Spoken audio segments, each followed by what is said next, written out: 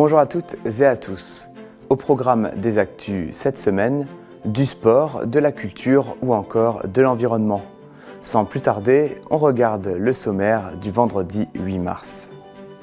Après J'attends un signe et Cœur brisé, Safa est de retour avec son nouveau titre. Oublie-moi raconte une partie de la vie de la chanteuse gundersofénoise. Le respect et le fair-play sont des valeurs importantes au football.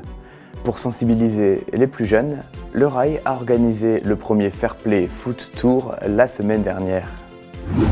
Le territoire regorge d'artistes variés. À Merzwiller, Richard Potler peint sur des toiles et divers supports depuis une dizaine d'années. Il y a un peu plus d'un an, Safa nous présentait ses premières chansons. Elle continue de passer des messages à travers ses textes, comme ici dans Oublie-moi. On écoute ça tout de suite. La chanteuse de Gundershofen, Safa, s'est fait connaître avec les titres « J'attends un signe » et « Cœur brisé ». En ce début d'année, elle sort un nouvel opus, « Oublie-moi ». Oublie-moi, je courrai plus jamais derrière toi. Si on se croise, je ne te regarderai même pas. Elle a enregistré la chanson en décembre et le clip a été tourné fin janvier, toujours dans le secteur, à Haguenau et Reichshofen. Je trouve qu'on n'a pas besoin d'aller loin pour faire des beaux clips. On a tout ce qu'il faut en Alsace. Elle partage une nouvelle page de sa vie et comme dans ses autres chansons, Safa a un message à faire passer.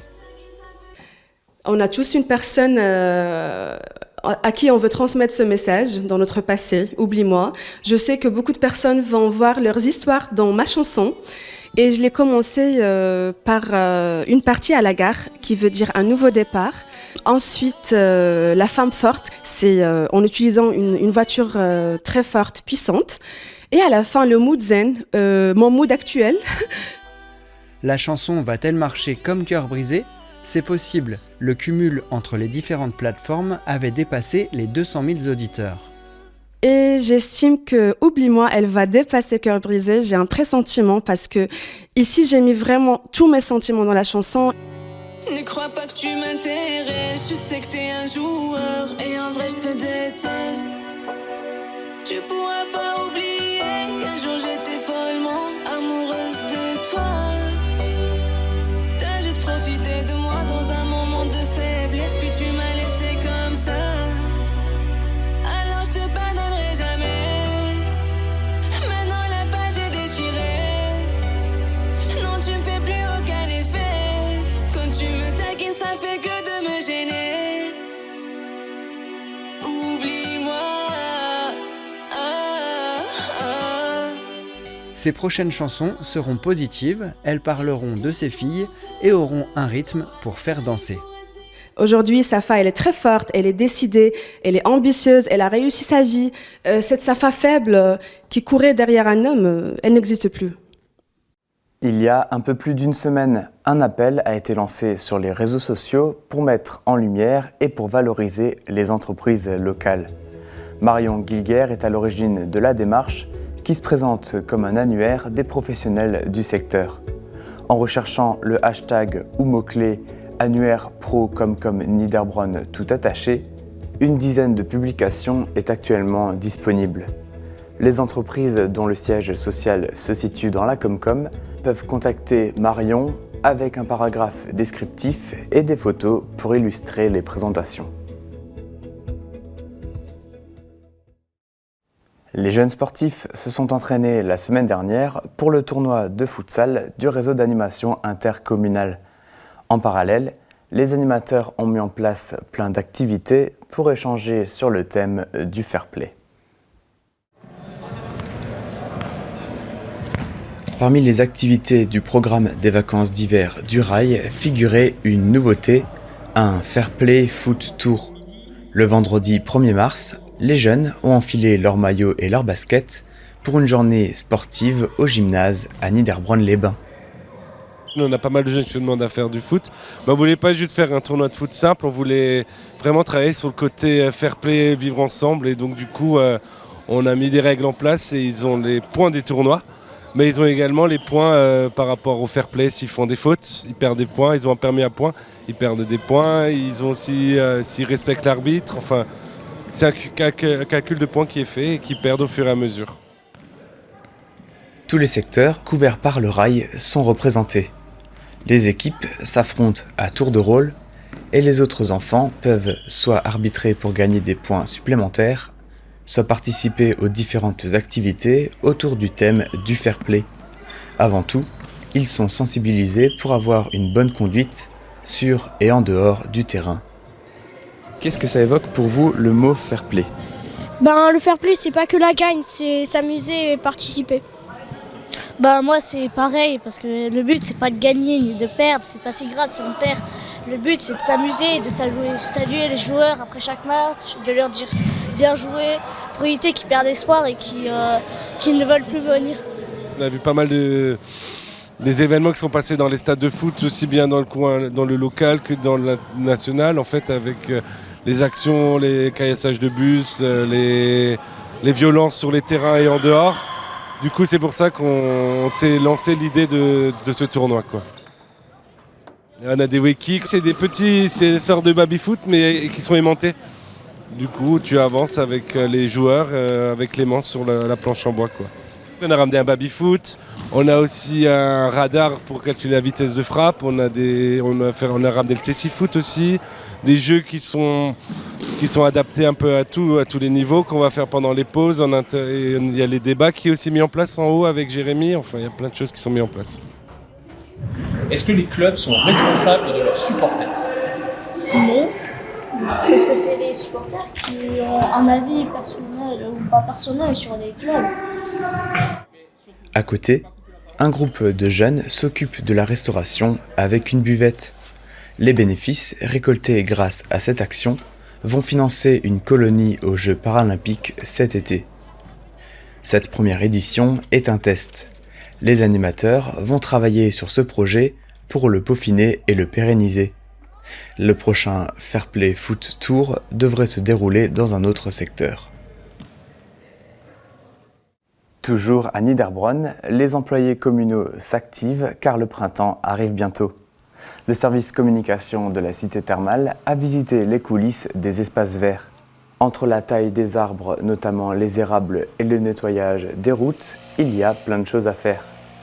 Les branches taillées ne finissent pas à la poubelle, elles seront transformées comme paillage.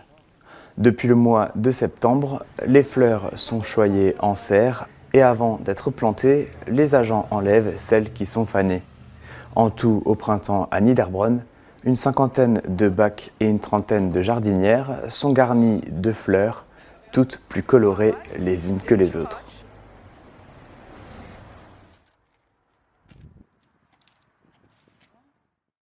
Direction maintenant Merzwiller chez Richard qui nous ouvre les portes de son atelier. L'artiste réalise des œuvres variées et découvrez tout de suite son portrait. Richard Potler est un artiste de Merzwiller. Depuis tout petit, il fait des dessins. Un talent qui lui vient de son père et qui se transmet à la future génération, mais ce n'est qu'en 2015 que l'artiste a le déclic. À la suite d'un atelier en cure, il se passionne pour la peinture. Sa première réalisation, un bouquet de fleurs. L'atelier a duré 2 heures environ, et après elle m'a félicité et m'a encouragé. 2 mois après, j'avais mon anniversaire et mes enfants m'ont offert un kit d'aquarelle. Et à partir de ce moment, je me suis dit, bon, il faut que je m'y mette. L'inspiration, je le cherche dans les livres d'art, les magazines. J'ai des magazines sur Internet. Il apprend beaucoup en autodidacte. Il ne s'enferme pas dans un style, même si le peintre aime particulièrement les portraits, le pop art et le contemporain. Toujours quand même des couleurs. J'aime les couleurs, c'est ça qui me plaît. ressort. Voilà, j'ai fait un petit croquis et après j'improvise d'après les journées. Parfois je change les couleurs. Il a peint avec les artistes de Gumbrechtshofen. Depuis 8 ans, Richard a plus de 200 créations à son actif pour ses enfants, petits-enfants et amis. ça donne, ben, c'est tout.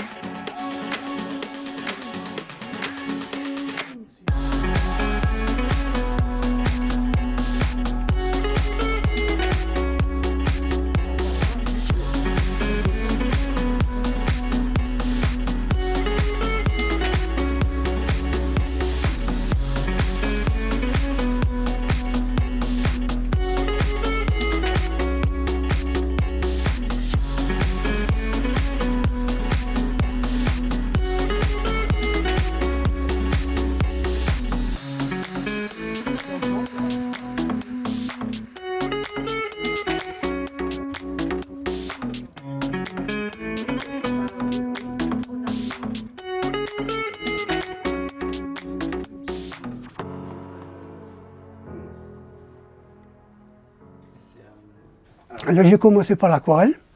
C'est la technique la plus difficile en peinture. Et après, j'ai découvert l'acrylique que je fais en ce moment. J'aime les couleurs, voilà. J'aime les couleurs. Quand j'ai découvert l'acrylique, ça m'a fasciné, les couleurs, m'a fasciné la façon de travailler. Et le seul inconvénient, c'est que ça sèche assez vite. Plusieurs couches sont nécessaires. Il a passé une vingtaine d'heures sur ce tableau et réfléchit déjà au prochain. Richard Potler espère trouver prochainement un lieu d'exposition.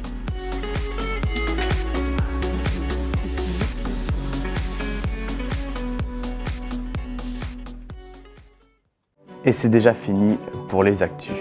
Tout de suite, dans l'interview de la semaine, Laetitia Rohrbach nous présente son dernier ouvrage, 12 mois dans la peau d'un ours. Dans la chronique, direction Benfeld et plus précisément Kertzfeld pour un nouvel épisode d'un tour en Alsace.